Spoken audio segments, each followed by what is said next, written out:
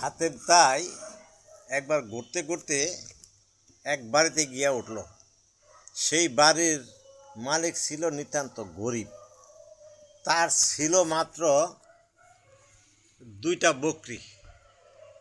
তো গিয়া হাতেম তাই বলতেছে, খুব ক্লান্ত, তখন বলতেছে আমি হাতেম তাই।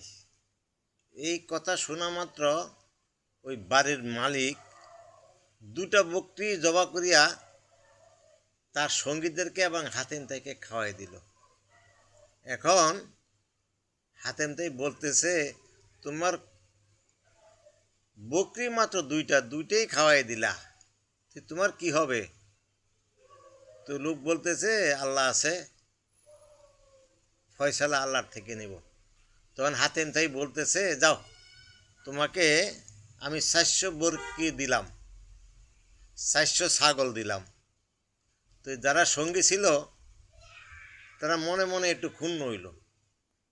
হাতেম তাই বুঝতে পারলো, বলে যে আমি দাতা না, দাতা হইল উনি, যিনি 2টা বকরি ছিল, 2টা বকরি থেকে 2টাই জবাই করে আমার খাওয়াই দিল।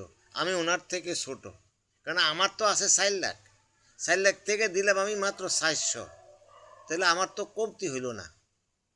তো কাজেই আমাদের সমাজ ব্যবস্থা যদি ভালো মানুষের হাতে যায়, তাহলে আমাদের সমাজ অনেক উন্নতি হবে। এক আল্লাহর ওলি বলতেছেন, এক রমজানের টাকা দিয়া হাজারো রমজান চালান যায়। যদি লোকটা সৎ থাকে, ভালো থাকে, আল্লাহওয়ালা মন থাকে, হুজুরি কলব থাকে, সাবিয়ালা দিল থাকে, তাহলে সমাজে কি উন্নতি ছাড়া উন্নত হয় না। আমাদের দেশে দেখতেছি মন্ত্রী মিনিস্টার খাইতে পাইব না 5,000 টাকা, সে 5 কোটি টাকা জমাইয়া বইয়ে থাকে। যাওয়ার সময় মানুষের বিদ্রুপ, অত্যাচার, লানত নিয়েই কবরে যায়। তো এই টাকা পয়সার কি মূল্য আছে?